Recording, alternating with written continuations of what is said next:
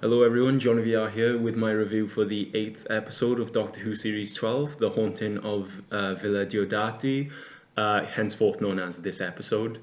Um, as always, we are doing a giveaway when we get to 1,000 subs, so if you're new for this channel and you seen these reviews for the first time, go check out the other videos we've got, and if you like, give us a subscribe, because when we reach 1,000 we're going to give away Comic-Con tickets to a convention that we're going to this year. So yeah, as always, the first part of this review will be spoiler free, and I'll give you the notification when it starts going to the more plot points of the episode. Now, this episode,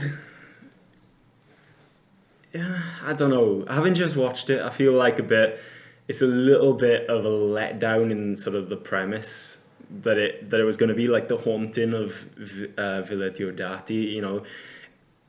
Scary episodes or haunted house episodes in Doctor Who always have a history of being a bit like, well, it's all right in the end because it's never really a ghost. But this one does manage to do a few decent things. There's some good things in this episode, but like again, uh, it's sort of like it was a bit of a long slog, I think is the word for it. But it's important, which is the weird thing about this episode is like we were introduced to a bunch of characters. Like I really didn't care about them, to be honest, and like they're all supposed to be important, but like it was just like weird and sort of it had really weird ways of introducing characters and concepts and things, and the whole setup for the episode is kind of dropped around about halfway through or something, and it becomes something totally different, which is where this episode's importance comes in. So that when it has this, I'm going to call it a plot twist, or because it's not really a twist, but it's a change in the episode. And when the episode changes, it sort of becomes more relevant, and I think it's better. Then it gets better towards the end of the episode. I just think it's so. I was getting a little bored, at the start of it. Yeah, it just sort of had these weird tendencies in this episode, and it's like it couldn't decide when it was a haunted house story. It couldn't tell what it wanted to be and how it could balance a lot of things like humor in this episode, and also how they're going to make it scary. But by the end of the episode, it gets better because it just takes a massive turn in like a completely opposite direction. So I would say it's sort of worth watching for the end for context reasons. But this episode will not be remembered for the episode that it is. Like it won't be remembered for being the one with Mary Shelley in it. I don't think, because it's like it didn't have so much of importance in the end. It was just sort of a thing that an episode that exists because of this series story arc, which is not a bad thing, but it does struggle to be its own thing. The new writer, though, she's all right. It was not credited with Chris Chibnall on the title card, which was really weird because in an episode that's so important, like that's important for the plot, for the story arc, and he's not credited. It makes me question, like, why was he credited for Can You Hear Me? Like, why was he credited for Praxis and stuff like that? Like, how are we supposed to know what he's writing and what other people have written in those episodes? Yeah, it's all a bit weird.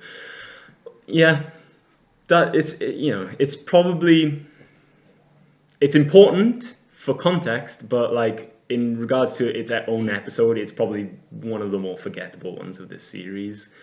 But again, I'll go into more detail now. This is your spoiler warning, so I can talk about all the stuff that sort of bugged me about this episode and the stuff that I thought was really good about this episode. It was a bit of a mixed bag. So here's your spoiler warning. So we do get a cold open at the beginning, like we did in the last episode. It sort of sets the scene in a way where they start telling each other ghost stories and things like that, and it sets the scene. It's rainy, it's lightning, There's a knock on the door, and it turns out to be the Doctor and the group. If you've seen the trailer, that's where it's from, and it's like it's a solid opening, but it's a really, really predictable one, and it doesn't really do anything. But that's just the way of it. They scream and the music appears. The theme music starts. They have a really weird, way of delivering exposition and stuff like that. In this episode, I don't know whether it was even exposition or whether they were just telling each other about each other, but it was just really weird scene when they were like dancing with each other and they were like switching partners and like exchanging comments about other people in the room, and I just thought that was a bit weird. Did anyone else think that? Like, you're dancing, you're having like a dance, and then as you're dancing around, one of them says to one of the companions, "Oh, he's like this, or he's like that," and something like this happened. I can't even remember what it was exactly, so it probably can't have been important. I just thought it was weird.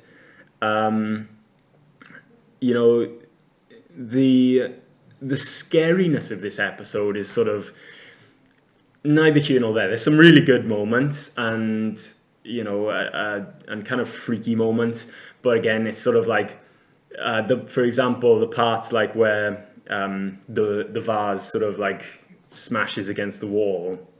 I think that would have been a really cool moment if they hadn't like shown it in the trailer, which is again the thing about trailers. You knew it was coming, but it just happened. But the thing is, apart like in this episode, whenever there was sort of a scary moment, it was almost every single time joined with a lightning flash and a loud lightning sound and sort of an increase in the music that was kind of a bit like not present in this episode. So it wasn't really, it was totally the same thing over and over again. And even that, some of the other sort of jump scares are sort of when they have like someone coming up to you and saying something and it makes them jump, and you see, something like the butler does it a few times. He goes and talks to Graham and Graham jumps. And it just makes me feel like, is that supposed to be like scary? Is that supposed to like make people on edge, or is that just supposed to be a joke that Graham's supposed to deliver? That's what I'm saying. It just can't really decide like the balance of humor, comedy, and what it wants to be. There was a few, decently done moments. Like for example, the scary woman who was like disappearing here, there, and everywhere. And there was a lightning flash, and there was like the face of a child. That moment was probably the best one, because like it was completely pitch black, having someone left the room, and then like a lightning flash, and there was a child there. And that was probably one of the better scary moments, if you can call that a scary moment. But again, it was just a lot of sort of all over the place, a bit creepy at times, but it was just really strange. Like in the end, there was a few other moments, like for example when they find a skeleton skull and hands in the baby's crib. That was quite freaky as well. And one of the things in the end of the episode was when they find out that Graham was talking to the doctor and all that, and saying about the woman and the kid that he was seeing. And then because nobody else notices it, like people are like, "Oh, those are the real ghosts," and they're the ones that I think were better handled. Is the child with the lightning flash and the woman who appeared to Graham and stuff, like down the hallway and stuff like that. Just go sort of very, very ghostly, and like they were probably the better handled scary moments of the episode. But the fact that they turned out to be like legitimate ghosts is. And a bit of again, it's bold because like I said before, they always turn out to be some sort of explainable thing. So it works, but like again, it was just one moment of the episode that doesn't really have an impact. Like I doubt these ghosts mean anything like in the long run. They're just there to sort of be like, oh, it was real all along. But it was a bit of a jumble. But another moment that was sort of standing out for me is when they see like this really ghostly apparition in front of them when Yaz, Ryan, and Shelley were on the stairs. And everyone sees that, and it's all really freaky. And then Ryan sort of freaks out, and then Yaz is like, "I just like elbowed you. A ghost didn't actually touch you." So it was all a bit really weird, like the humor aspect of it. So I kind of was back and forth throughout the episode, thinking, "Oh, that was really freaky," and then cringe, you know. So but it turned out that wasn't really important in the end. Like, there was some kind of questionable things about it. Like, for example, was it the dude Shirley, who is not Mary Shelley's husband yet, or something like that? He was the one who wasn't showing up. He was the missing man of this tale, and he's it's all very interesting how how his story comes out to be, and it sort of all accumulates into this vision that he had about a weird ghostly figure over the lake. And some of the shots in this episode are really good, like the where they're looking out the window and you can see the figure appearing, and it's like you as a viewer actually looking out the window as well. It's really good, but again, up until this point, it was a bit of a jumble. Like, they had this whole thing about the skeleton coming alive for some reason, and I was like, at the end, I was like, wait, what was the skeleton again? That was a bit, I was struggling to remember what was causing the skeletons to move and things like that. They had the whole,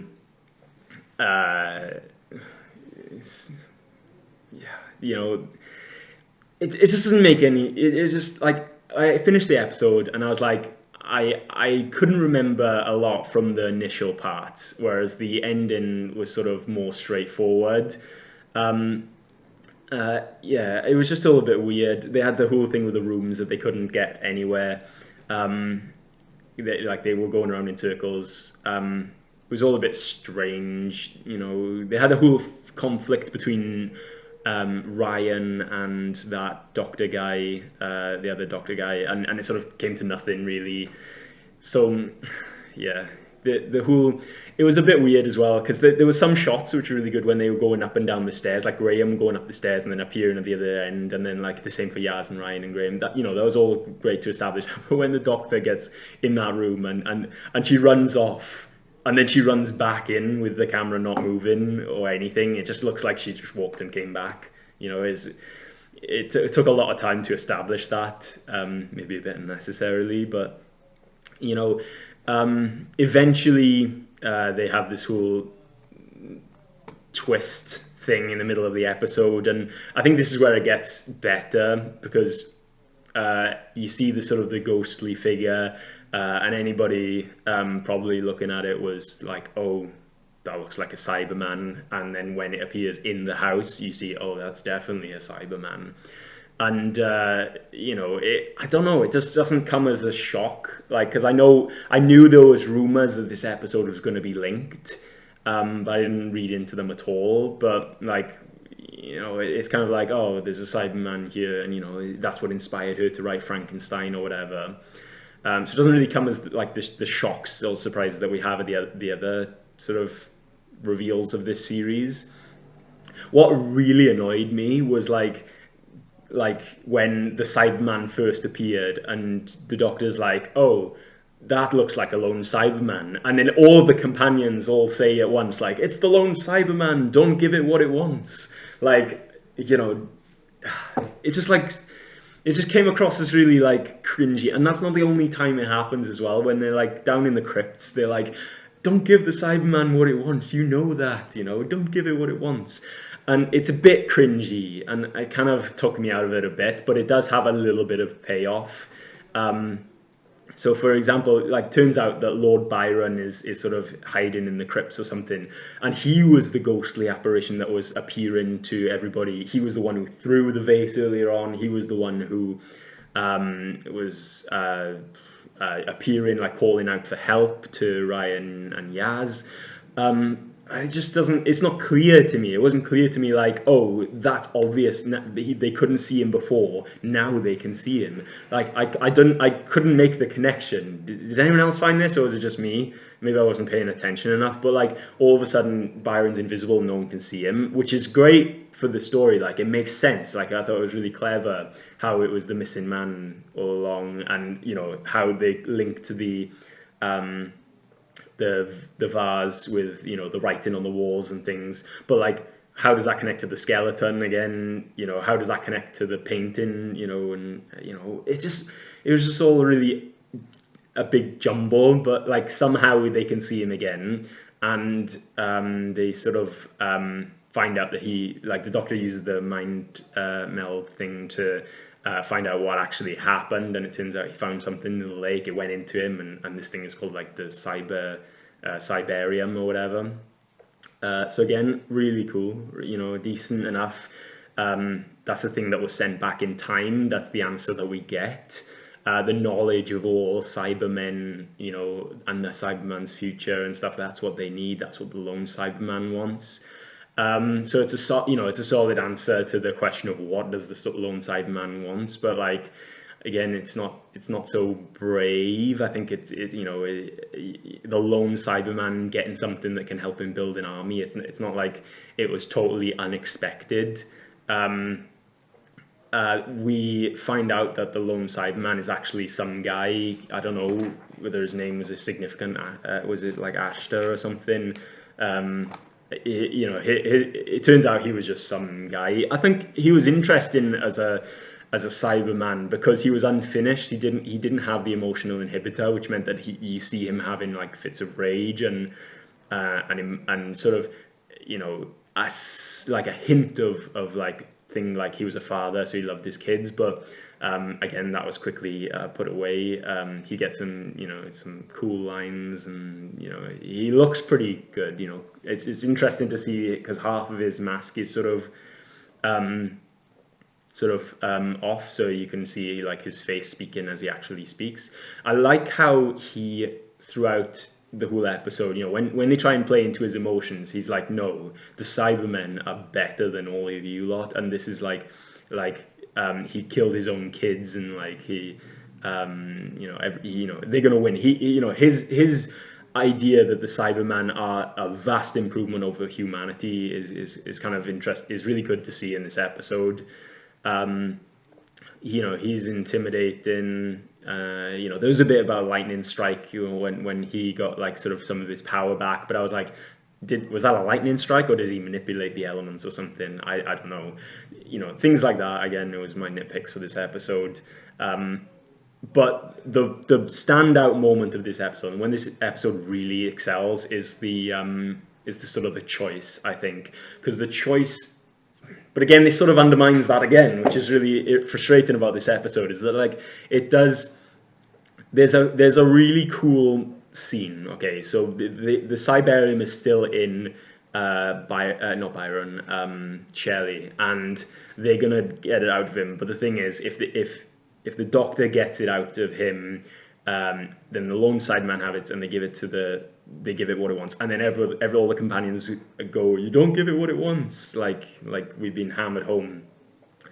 But it was interesting because they were like one life for they let the Cyberman have Shelley, then that's one life for the future of the universe or something like that. So it showed a lot of the characters' sort of alignments. Like Ryan said, I think it was Ryan who said like his life's not more important than the universe. Yaz is like, don't give it what it wants. I can't remember what Graham said, but they all said something. They all had different opinions about it, and I think that was very.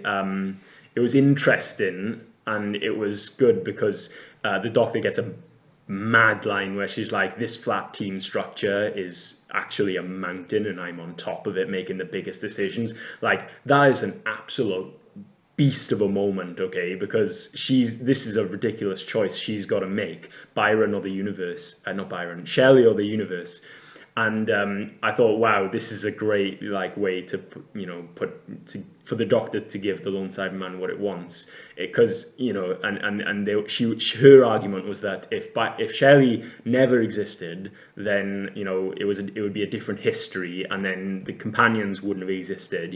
It's a bit of a long shot to make that work, I think, like, because like people have times changed before, and like people have still been the same, but apparently that's enough.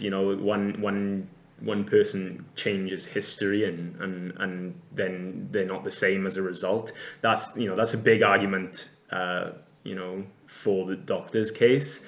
But in the end, the Doctor does this crazy thing where she uses her mind tricks, and she takes the Cyberium out of Shelley and into herself. So she's now the Guardian.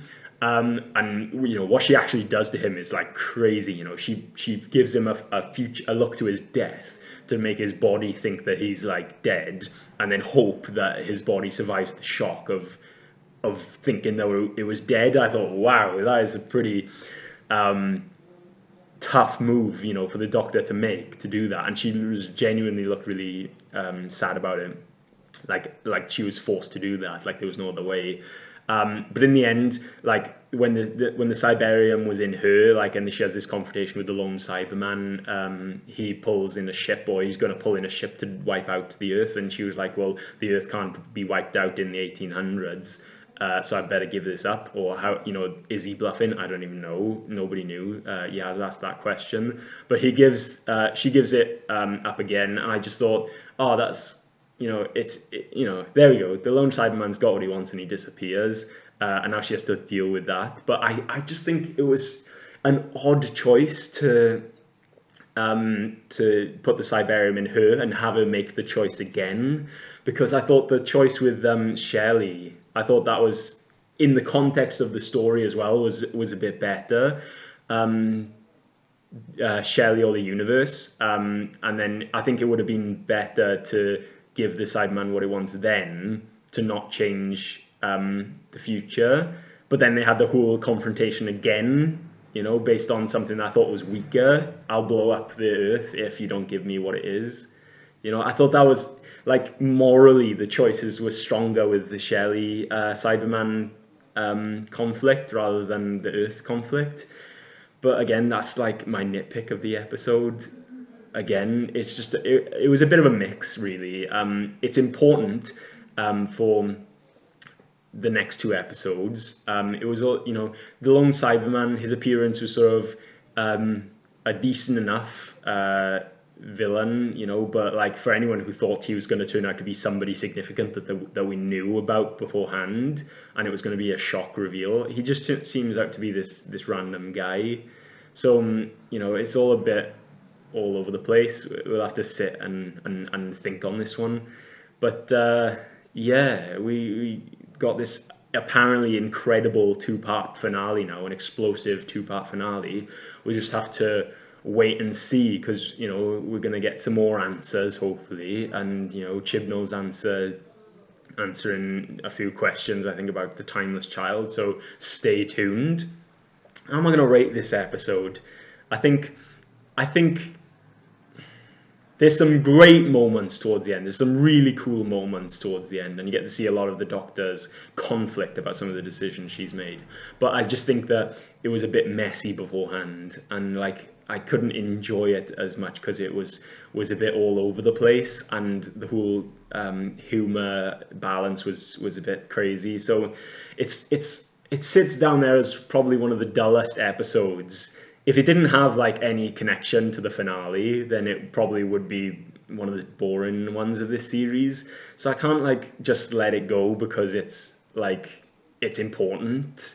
I think it could have been done better, the first half of the episode and the whole Mary Shelley stuff. So I rated Orphan 55 6.7. That's gonna change in my season review video that I'll do once it's over. For now, I think I'm gonna give this one a 6.9 because I'm not gonna put it as close to Orphan 55 as that, but it's already really close. Again, we'll need will need adjustment, and there will be adjustments. But yeah, 6.9 does it for now. So yeah, thanks very much for watching, guys. Make sure you tune in next week, where we have the explosive 2-part finale to look forward to. So hopefully we'll get some big reveals there.